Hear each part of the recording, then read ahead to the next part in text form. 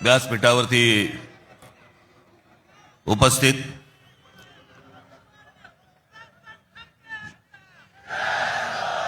शिवसेनेचे पक्षप्रमुख उद्धव ठाकरे,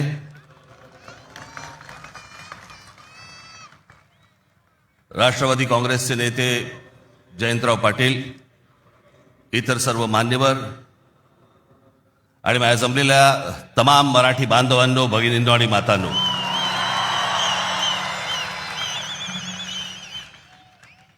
खरं तर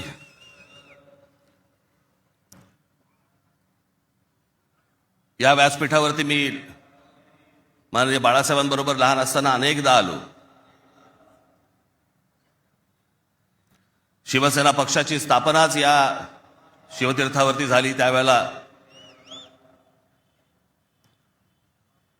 माझे आजोबा प्रबोधनकार ठाकरे हे देखील इथे उपस्थित होते.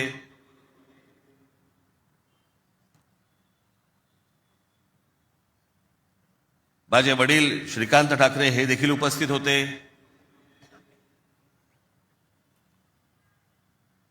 आमची माँ ही देखील उपस्थित होती.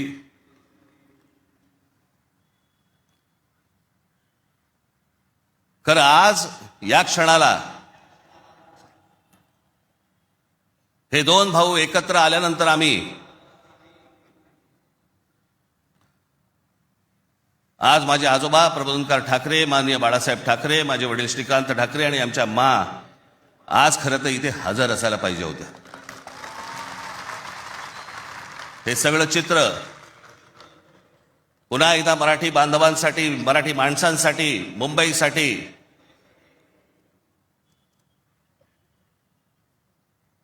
हा आम्ही दोन भावांनी उभारलेला सगळा लढा इथे नसले तरी वरून पाहत असतील.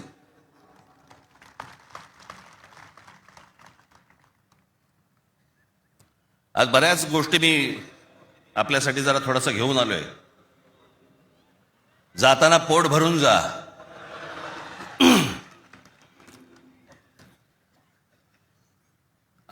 अनेक सामाजिक संस्था आहेत, मराठीवरती काम करणारे आहेत, अनेक लोक आहेत, ज्या लोकांनी अनेक दिवस आवाज उठवला या सगळ्या विषयात.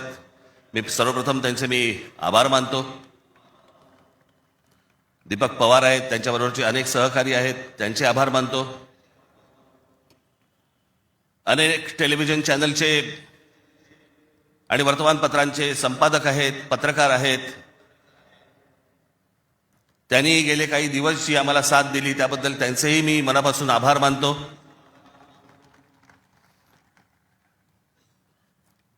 खरं तर मी 20 वर्षानंतर पहिल्यांदा युती करतोय.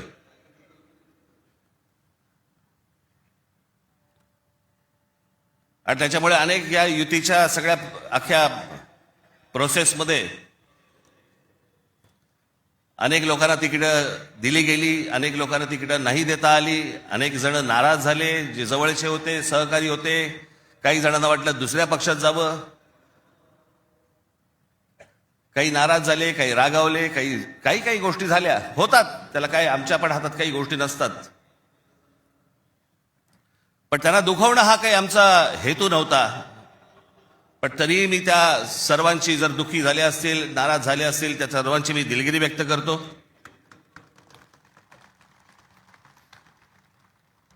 आपलेच आहेत, परत येतील. कारण जे आत्ता आहेत तेच कुठे जातील माहित नाही. त्याच्यामुळे ते गेलेले आहेत ते येतीलच परत.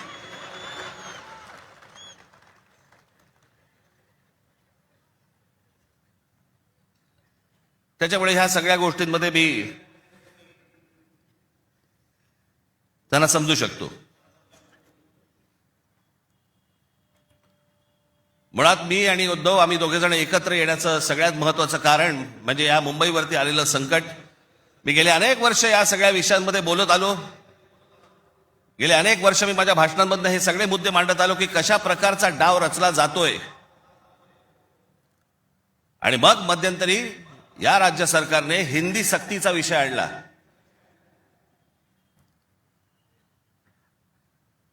आणि त्यावेळेला मग मीही कडाडलो, उद्धवही कडाडला. आणि त्या सगळ्या याच्यामध्ये त्याच्या अगोदरच माझी एक मुलाखत झाली आणि त्याच्यामध्ये मी सांगितलं होतं की कुठच्याही वादापेक्षा आणि कुठच्याही भांडणापेक्षा महाराष्ट्र मोठा आहे.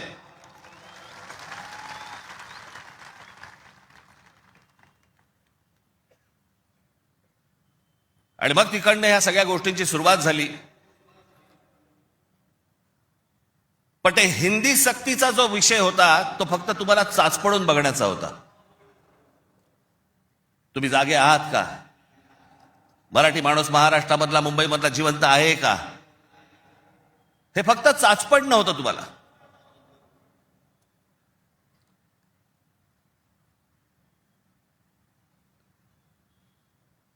(2024)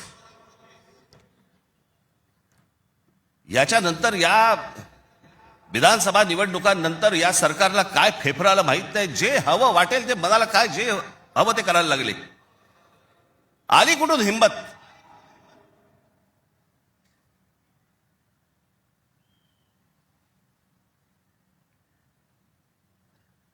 कोणाला विचारायचं नाही. काही जनता बिनता लोक बिक काही नावाची काही गोष्टच नाही. बस आम्हाला वाटलं म्हणून आम्ही केलं. हे कोण आहेत लोक? कोण आहे महाराष्ट्रातील जनता? पैसे फेकले की आम्ही विकत घेऊ. आला कुठून आत्मविश्वास?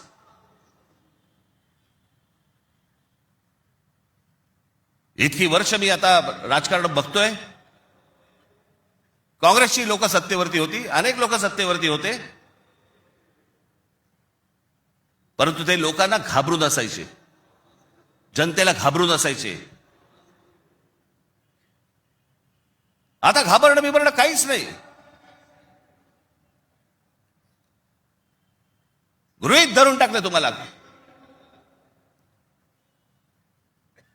कुठून येतात मतं ह्यांच्याकडे, कशी येतात, काय येतात, याचा लढा तर बाकीच्या ठिकाणी सगळ्या ठिकाणी सुरूच आहे. ते बोगस वोटर आणि ते ईव्हीएम मशीन पासून सगळ्या गोष्टी सुरू आहेत. पण ह्याच्यामध्ये सगळ्यात महत्वाची गोष्ट बघा, आता उद्दामपणा कुठपर्यंत गेला यांचा. अकोटमध्ये भाजपने एमआयएमशी युती केली. बदलापूरमध्ये भाजपने काँग्रेस बरोबर युती केली. 66 जण बिनविरोध निवडून आले. बिनविरोध म्हणजे तिकडच्या मतदारांचा अधिकारच काढून टाकला. ते मतदारच नाही करू शकत. आज 66 आहेत. हे पुढे आकडे वाढत जाणार. त्याला कळलंय की काय प्रकारचे आपण कशा प्रकारे लोकांना विकत घेऊ शकतो. वाईट या गोष्टीचं वाटतं विकले जातात. तुळजापूरमध्ये विनोद गंगणे नावाचा एक ड्रग्ज मधला रॅकेट मधला एक माणूस, ड्रग्ज रॅकेट मधला, त्याला भाजपने तिकीट दिलं. ड्रग्ज विका, काही विका, पुढच्या पिढ्या बर्बाद करा, काही फरक पडत नाही. पण ड्रग रॅकेट मधला एक माणूस, त्याला भारतीय जनता पक्षाने तिकीट दिलं तुमच्या नाकावर टिचून. तो एक आता बदलापूरला तुषार आपटे, बलात्काराच्या केस मधला आरोपी, बलात्काराच्या, सगळ्यांना माहिती आहे, नगरसेवक केलं. लहान मुलींच्या वरती बलात्काराचा आरोप असलेला माणूस, त्याला भारतीय जनता पक्षाने नगरसेवक. आली कुठून हिंमत? ज्यावेळेला वेडावागड्या पद्धतीने ज्यावेळेला निवडणुका जिंकण्याचं यंत्र किंवा तंत्र हे ज्यावेळेला हस्तगत होतं ना, त्याच वेळेला हा उद्दामपणा येतो, ही मस्ती येते ना, हा माज येतो ना, हा त्याच्यातनं येतो.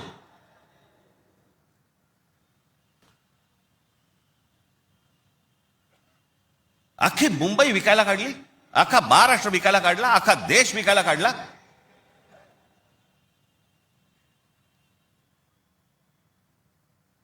आपल्यासमोर काय वाढून ठेवलंय आपल्याला अंदाज पण नाहीये. मी तुम्हाला हे सांगतोय, मला 2024 साली मला एक व्यक्ती भेटली.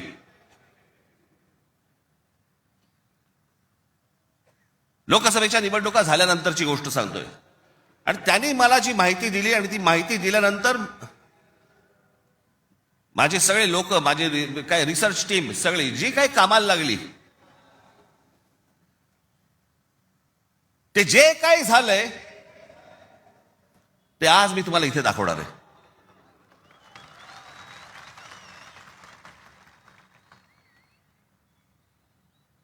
आणि मला असं वाटतं की मी आज जे दाखवणार आहे याच्यानंतर जर समजा आपल्याला भीती नाही वाटली तर मला असं वाटतं या देशात निवडणुका न लढवलेल्याच बऱ्या.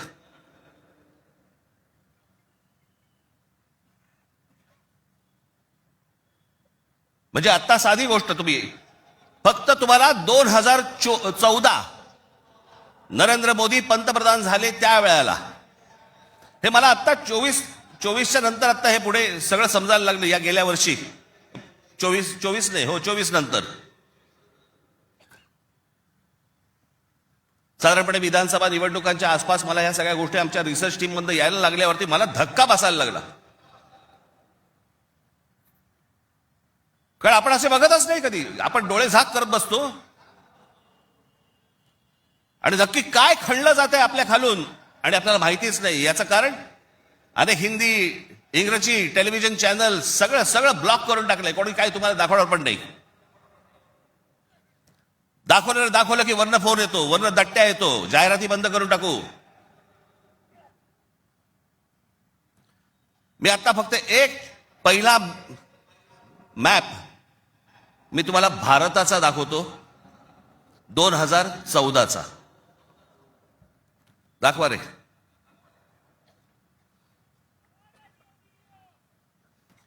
हा आहे 2014चा गौतम अडानी यांचे प्रोजेक्ट्स किती होते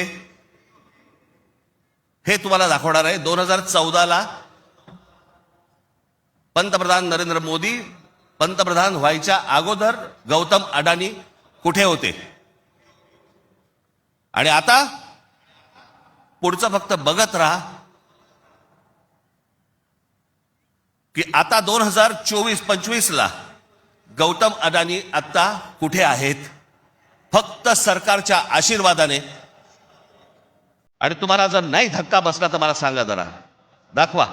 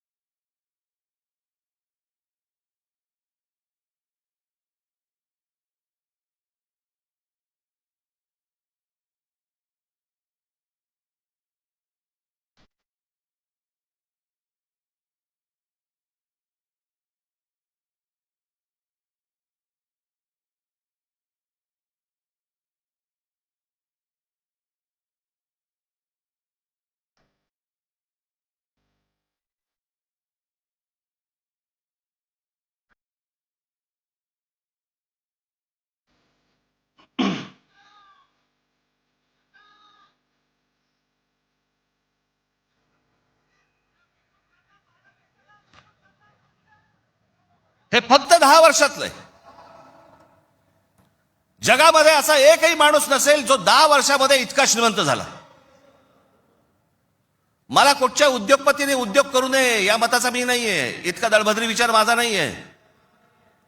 पण या देशामध्ये इतके उद्योगपती असताना एका माणसावरती इतकी मेहरबानी या देशामध्ये होते, मी जगात तर दाखवतच नाही अजून. फक्त 10 वर्षामधली गोष्ट, ही 10 वर्षातली. एकाच माणसाला सगळ्या गोष्टी दिल्यात. वीज दिली, सिमेंट बनवण्याच्या उद्योगामध्ये गौतम अडाणी हा माणूस कधी नव्हताच 2014च्या अगोदर. आज देशातला 2 नंबरचा सिमेंटचा व्यापारी येतो. उद्या माणसाने समजा उद्या वीज बंद केली, आम्ही अंधारात. सिमेंट महाग केलं, काही बोलू शकणार नाही. सगळी पोर्ट्स खालपासून वरपर्यंत सगळी पोर्ट्स अदानीना, सगळी विमानतळं अदानीना. महाराष्ट्रात काय परिस्थिती एकदा बघा, महाराष्ट्राचा फक्त एकदा दाखवा.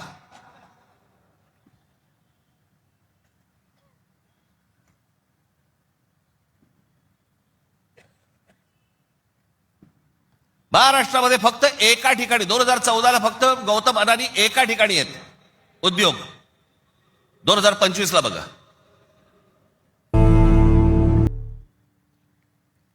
ही महाराष्ट्राची स्थिती.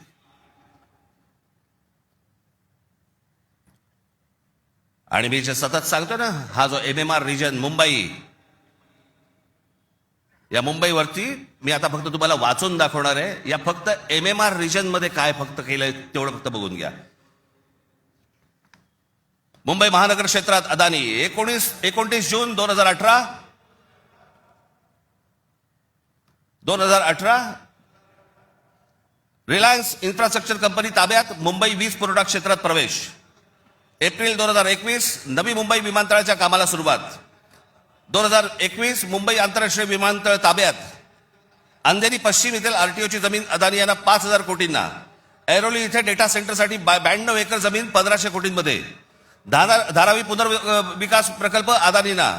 महाराष्ट्रात स्मार्ट वीज मीटर बसवण्यासाठी 13,888 कोटींचं कंत्राट. भांडूप कल्याण इथे मीटर्स बसवली जाणार. मुंबई आणि नवी मुंबईत हायर स्केल डेटा सेंटर सुरू करण्यासाठी महाराष्ट्र सरकारशी 50,000 कोटींचा सामंजस्य करार. मेट्रो मोनोरेल यांना अदानींचा वीज पुरवठा. सांताक्रूज आणि विलेपार्ले परिसरात केंद्र सरकारच्या विमानतळ आणि संरक्षण दलाच्या जागांवरती 80,000 झोपडपट्ट्यांचा विकास अदानी करणार. पनवेलमध्ये टॉवर्स सेमी कंडक्टर कंपनी आणि अदानी समूह यांच्या प्रकल्पाला महाराष्ट्र सरकारची मान्यता. $10 अब्ज गुंतवणुकीचा अंदाज. धारावी पुनर्विकास प्रकल्पासाठी देवनारमध्ये 124 एकर जमीन. मुंबई उपनगरातील वाढत्या वीज मागणी पुरवठ्यासाठी वसई खाडीजवळ 209 कांदळवने तोडण्यास मुंबई हायकोर्टाची परवानगी. गौतम अदानी यांची तारापूर अणुऊर्जा प्रकल्पाला भेट. पुढच्या 10 महिन्यात खासगी कंपन्यांना अणुऊर्जा क्षेत्रात देण्याची परवानगी देणारे विधेयक संसदेत मंजूर. रायगड जिल्ह्यातील आंबा नदीकाठी असलेल्या जेट्टी प्रकल्पासाठी 192 कोटीची गुंतवणूक. पनवेलमध्ये 1,000 एकर्समध्ये 10,000 कोटींचा रहिवासी प्रकल्प. मुंबईला वीज पुरवठा करण्यासाठी 1,660 कोटींचं काम. धारावी पुनर्विकास प्रकल्प बांधणीसाठी मुलुंड येथे 58 एकर जमीन आणि 319 कोटी मिळाले. धारावी पुनर्विकास प्रकल्प बाधितांसाठी कुर्ला मदर डेअरीची 20 एकर जमीन 57 कोटीत मिळाली. 124 एकरचा आणि 36,000 कोटींचा गोरेगाव पश्चिम येथील मोतीलाल नगर पुनर्विकास प्रकल्प अदानींना मिळाला. MIDCने तळोजा येथे 400 एकर नंतर आणखी 159 एकर जमीन दिली. बांद्रे रेक्लेमेशन पुनर्विकास प्रकल्प 24 एकर 30,000 कोटींमध्ये मिळाला. पालघर डहाणू येथे अदानी वीज प्रकल्प. अदानी नवी मुंबईत सेमीकंडक्टर प्रकल्प सुरू करणार. वसई येथील तुंगारेश्वर अभयारण्यातील जमीन अदानी इलेक्ट्रिसिटीला. टिटवाळा मोहने आंबिवली शहरात येथील अदानी सिमेंट फॅक्टऱ्या. वाढवण येथे बंदर उभारण्यासाठी अदानी समूह उत्सुक. महाराष्ट्र सरकारशी सामंजस्य करार. वाढवण येथे विमानतळ उभारण्यासाठी अदानी समूह उत्सुक.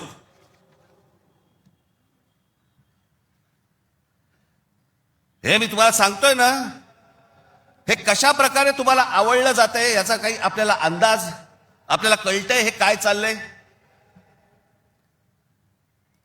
आता हा सगळा वाढवणला आता बंदर येतंय म्हणून मी म्हटलं बंदर येत असेल चांगली गोष्ट आहे. महाराष्ट्रात बाजूला विमानतळ, विमानतळ कशासाठी?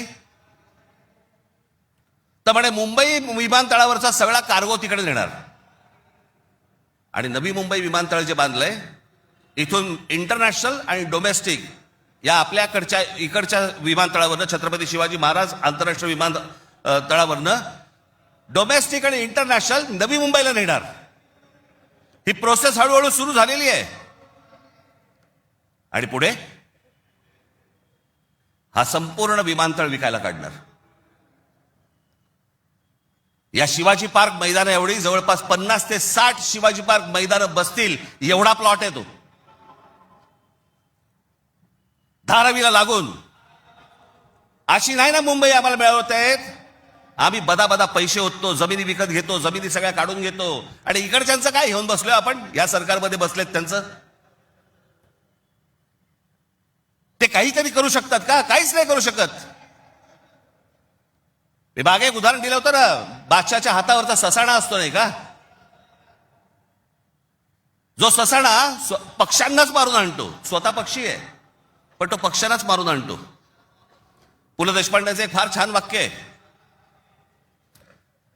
की स्वकीयांचा घात करणारी औलाद ही काय फक्त पक्षांमध्ये नसते, मला तर आता कळले राजकीय पक्षांमध्ये आली आहे.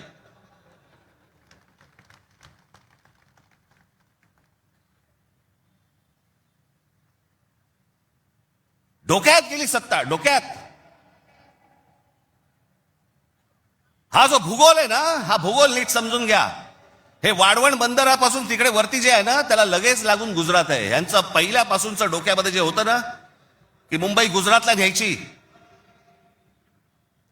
मग मुंबई गुजरातला न्यायची असेल तर काय करायला लागेल? पालघर जिल्हा ताब्यात घ्यायला लागेल, ठाणे जिल्ह्याचा भाग ताब्यात घ्यायला लागेल, या MMR रिजनचा भाग ताब्यात घ्यायला लागेल, तर मुंबईपर्यंत पोहोचता येईल. माणसं पहिली बदा तिकडे टाका, त्यांचे मतदारसंघ फोडा, मराठी माणसांना फोडा, हे मतदारसंघ ताब्यात घ्या आणि त्याच्यानंतर सांगा अरे खासदार तर आमचाच, आमदार तर आमचाच, नगरसेवक पण आमचाच, महानगरपालिकाही आमच्या हातात.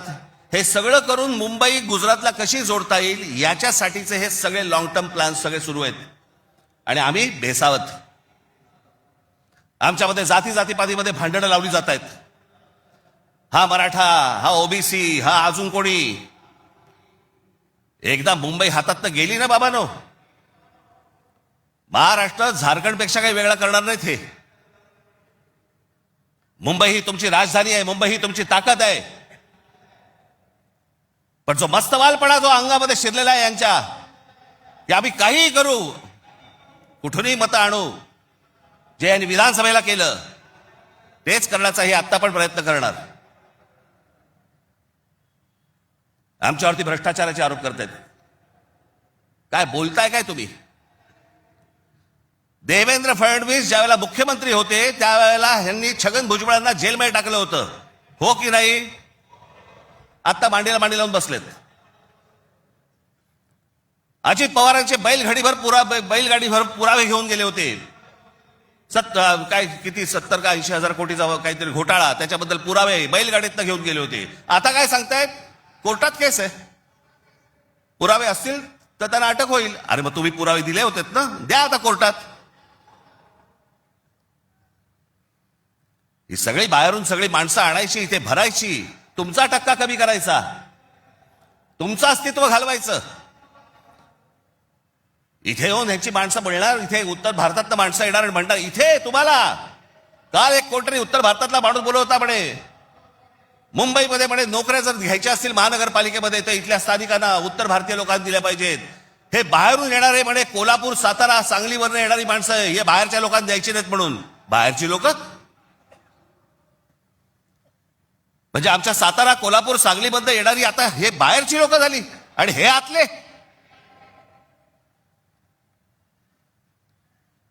कृपाशंकर सिंग सारखा माणूस यांचा नेता भारतीय जनता पक्षाचा, तो म्हणतो काय उत्तर भारतीय महापौर करू. यांची हिंमत कशी होती हो बोलायची? आपण जाऊन बोलू शकतो का तिकडे?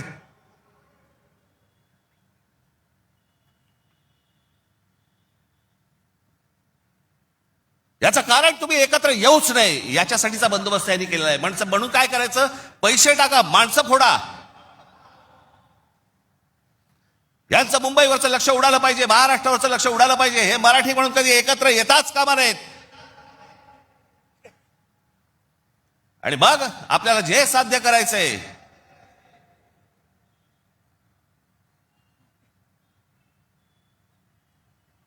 जी लोक येत आहेत ती लोक तुमच्यावरती उड्या मारतायत, वाटेल ते बोलतायत तुम्हाला. मुंबईमध्ये, महाराष्ट्रामध्ये तुम्हाला घरं नाकारली जात आहेत. काल परवाकडे कोणतरी एक तामिळनाडूमधून रसमलाई आली होती.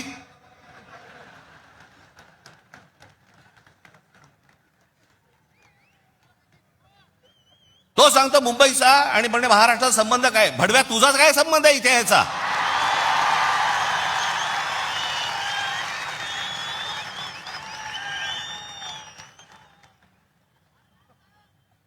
यांच्यासाठीच माननीय बाळासाहेब बोलले होते, हटाव लुंगी आणि बजाव पुंगी.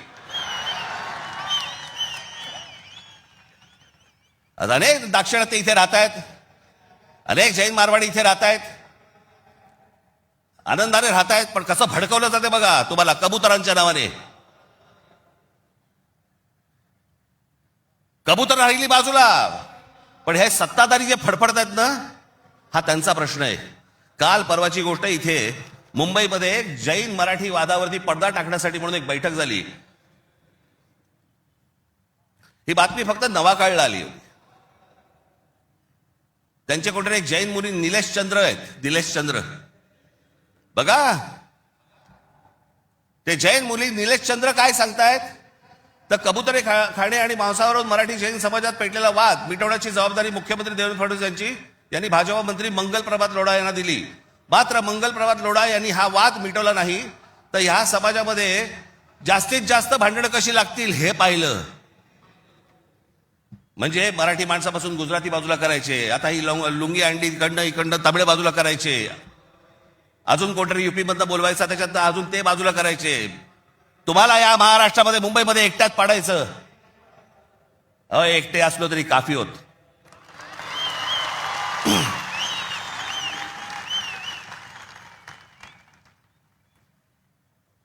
नको त्या वादात जाऊ नका. आमच्या त्यांच्या गुजरातमधनं बिहारी लोकांना ज्यावेळेला हाकलवले त्याच्या बातम्या नाही होत.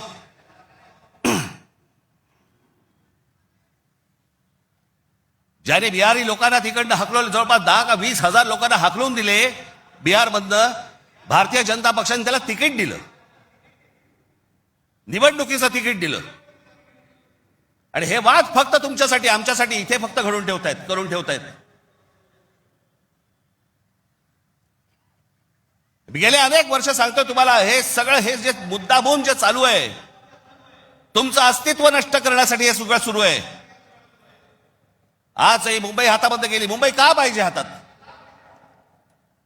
आज केंद्रामध्ये यांची सत्ता, राज्यामध्ये यांची सत्ता, पण उद्या मुंबईमध्ये, ठाण्यामध्ये, कल्याण डोंबिवलीमध्ये, आमच्या MMR रिजनमध्ये उद्या ह्यांना जर काही करायचं असेल, महानगरपालिकेची परवानगी लागेल. आणि महानगरपालिका जर आपल्या हातात असतील, हे जमिनी विकून देऊ शकत नाहीत, हे अदानीला जमीन देऊ शकत नाहीत.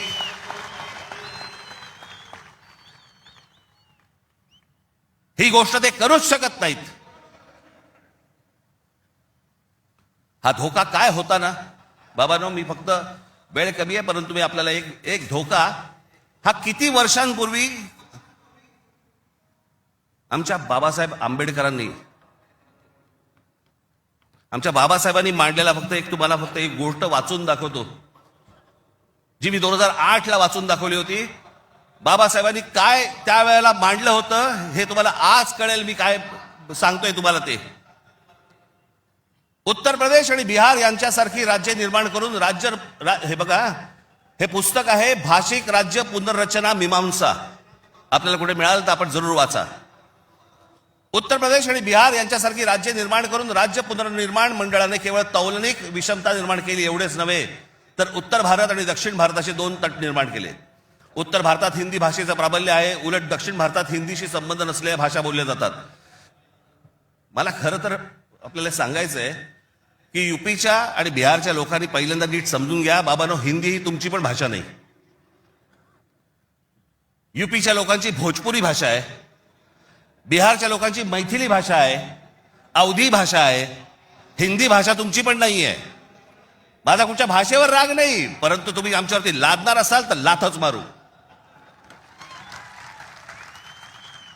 हिंदी भाषिकांची संख्या किती मोठी आहे याची बहुतेक कोणालाही दखल नाही. भारताच्या एकूण लोकसंख्येच्या 48% लोकसंख्या ही हिंदी भाषिक म्हणजे त्या भागाची आहे. माझ्याकडे घटना निर्मितीचे काम होते त्यावेळी एक गुपित घटना मी नमूद करू इच्छितो. अर्थात गुपित भंगाचा आरोप माझ्यावरती येणार नाही अशी अपेक्षा आहे. काँग्रेस पक्षाच्या एका बैठकीतील हे गुपित आहे. हिंदी ही राष्ट्रभाषा म्हणून स्वीकारण्यासंबंधी ही चर्चा होती. घटनेचे 115वे कलम राष्ट्रभाषेसंबंधी आहे. या कलमावरती जेवढी गरमागरम चर्चा व्हायला झाली तेवढी इतर कोणत्याही कलमावरती झाली नाही. प्रदीर्घ चर्चेनंतर हे कलम मातास टाकले आणि काय आश्चर्य, 78 विरुद्ध 78 असे मतदान झाले. कुठलाच निर्णय घेणे शक्य झाले नाही. या वस्तुस्थितीमुळे दक्षिण भारताचा उत्तर भारतावरती किती कटाक्ष आहे हे तुमच्या लक्षात येईल. उत्तर भारत संलग्न झाला आणि दक्षिण भारत विच्छिन्न राहिला आणि राजकारणात हिंदी व उत्तर भारताचे वर्चस्व असेच चालू राहिले तर परस्पर द्वेषभाव निर्माण झाला नाही तरच नवल. केंद्रीय सरकारात एका राज्याला दुसऱ्या राज्यावरती अशा आगंतुकपणे वर्चस्व चालू देणे धोक्याचे आहे.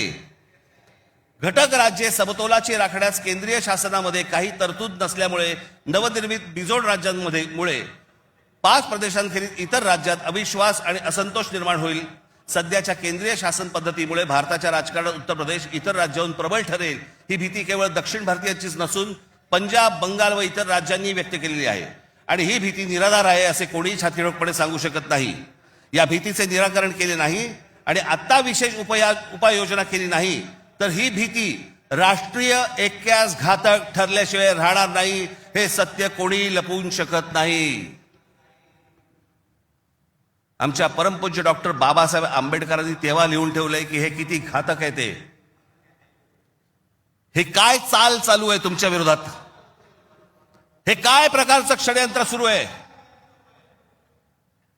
जो इतका बलवान महाराष्ट्र, इतका सुसंस्कृत महाराष्ट्र, या देशाला दिशा दाखवणारा महाराष्ट्र, सगळ्या बाजूनी संपन्न असा महाराष्ट्र, हे सगळ्या बाजूनी येत आहेत आणि महाराष्ट्र आणि तुम्हाला फक्त इथे तुमचे चावे घेत आहेत. तुम्हाला उद्ध्वस्त करायचं आहे ना. उठा या जमिनीवरनं, निघा इथून, आम्ही येत आहोत. काल परवाकडेच मी एका चॅनलला सांगितलं, हिरे असतात, मोती असतात, सोनं असतं, चांदी असते, अजून काही मौल्यवान गोष्टी असतात. फक्त जमीन या एकाच गोष्टीला रिअल इस्टेट म्हणतात, खरी संपत्ती. दुसऱ्या कोणत्याही गोष्टीला रिअल इस्टेट म्हटलेलं नाहीये, फक्त जमिनीला रिअल इस्टेट म्हटलंय. कारण ती तुमची संपत्ती आहे. तुमच्या पायाखालची जमीन आणि तुमची भाषा ही मेली की तुमचं अस्तित्व संपलं, तुम्ही कोणी नाही आहात. जगात अनेक देश, अनेक लोक हे भाषा संपली, देश गेला, जमीन गेली म्हणून संपले. हाच डाव त्यांचा आहे. वेगवेगळ्या मार्गाने येत आहेत आणि वेगवेगळ्या मार्गाने तुमच्यावरती आक्रमण करतायत आणि तुम्हाला सांगतायत निघून जा इथनं. संयुक्त महाराष्ट्राच्या वेळेला देखील विरोध करणारे या मुंबईमधले अनेक धनिकच होते, गुजराती होते पण धनिक होते. आज पण तेच चालू. आणि आज हे संकट त्यावेळेला इतकं नव्हतं, पण आज खरं तर तुमच्या उंबरठ्यावरून वरती येऊन उभं आहे. कधी तुमच्या दरवाजावरती टकटक होईल तुम्हाला पण कळणार नाही. कधी तुम्हाला इथनं बाहेर काढतील तुम्हाला कळणार पण नाही.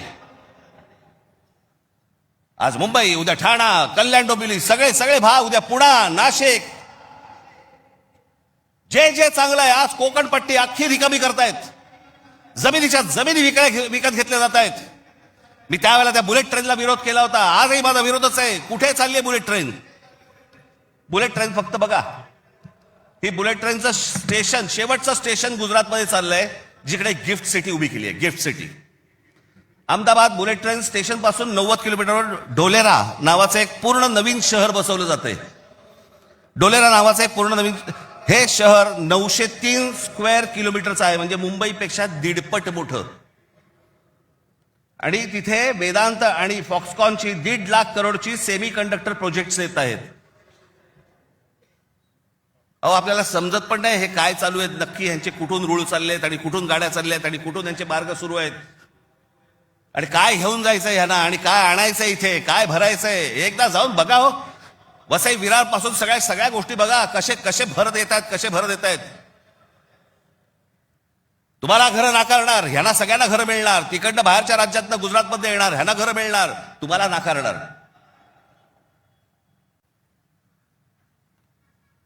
तुम्हीच नसाल, तुमचंच अस्तित्व नसेल, काय चाटायची आहे महानगरपालिका?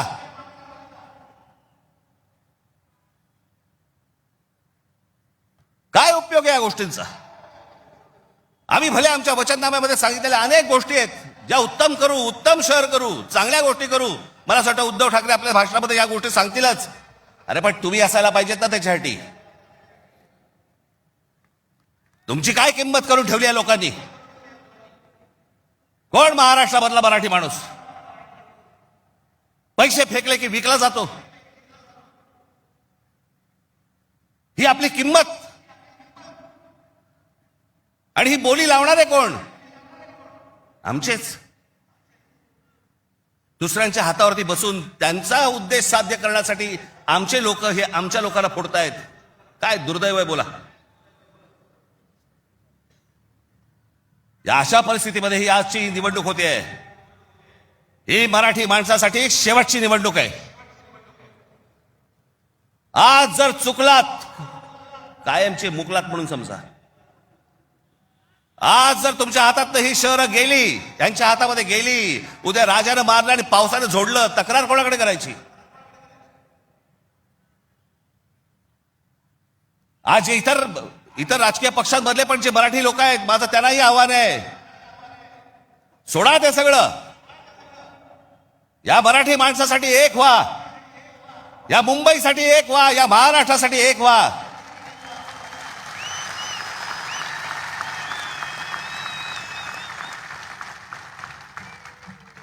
ज्या इतक्या वर्षांच्या परंपरेने, इतक्या लोकांच्या तपश्चर्याने ही मुंबई महाराष्ट्राला मिळाली. 107 आमचे हुतात्मे गेले. उद्या मुंबई गेली तर त्या पुतळ्यानंतर काय अर्थ उरतो? आणि पुतळे काय म्हणतील ते? आमचा मराठी माणूस बेसावध राहिला आणि म्हणून आम्ही मिळवलेली मुंबई आम्हाला गमवावी लागली. आज तुमच्या समोर ही सोन्यासारखी संधी आलेली आहे. आम्हाला सत्ता काय, सत्याचं काय करू? सत्तेशिवाय पण आज पण लाथा मारल्यात ना. अनेक अंगावर आले, त्यांना तुडवलेच ना. पण तुम्हाला ह्यांचा माच, या सगळ्या लोकांचा, सत्ताधाऱ्यांचा तुम्हाला उतरवायचा या निवडणुकीमध्ये. कुठेही बेसावध राहू नका. माझी आपल्याला सगळ्यांना एक फक्त सांगणं आहे, हे ईव्हीएम मशीनवरती लक्ष ठेवा. दुबार मतदार सकाळी 6 वाजता, मला जेवढे काय बीएलए नेमलेले आहेत, सकाळी 6 वाजता तिकडे सेंटरवरती पाहिजेत दोन्ही पक्षांचे. आणि दोन्ही पक्षातले जे सगळे लोक आहेत यांना फक्त मी एकच सांगतोय, बाबांनो, आता आपल्यातलं काही वाद नाही. आता खरी लढाई त्यांच्याशी आहे.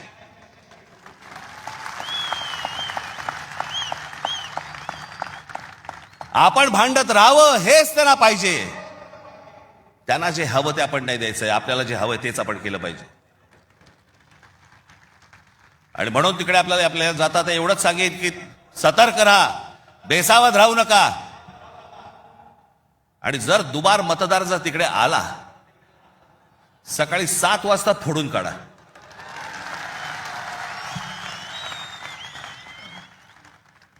ही मुंबई राहावी, हे महाराष्ट्र राहावं, राज्य राहावं, हे मराठी माणसाच्या हातात राहावं, तुमच्या हक्काचं असावं, तुमचंच आहे ते. आणि मला असं वाटतं की जो लढा आजपर्यंत मराठा साम्राज्याने दिला, तो लढा आज तुम्हाला, आज सगळ्यांना, तुम्हाला, आम्हाला सगळ्यांना करायचा आहे. हा महाराष्ट्र वाचवायचा आहे, महाराष्ट्र समृद्ध करायचा आहे, ही आपली शहरं समृद्ध करायची आहेत, ही मुंबई आपल्याला वाचवायची आहे. ही मुंबई कदापि आपल्याला कुठेही गुजरातला घेऊन द्यायची नाहीये. या सगळ्या गोष्टींसाठी आपण सगळेजण कामाला लागाल अशी एक आशा अपेक्षा बाळगतो आणि आपल्या सर्वांची मी रजा घेतो. धन्यवाद. जय हिंद, जय महाराष्ट्र. धन्यवाद राज साहेब.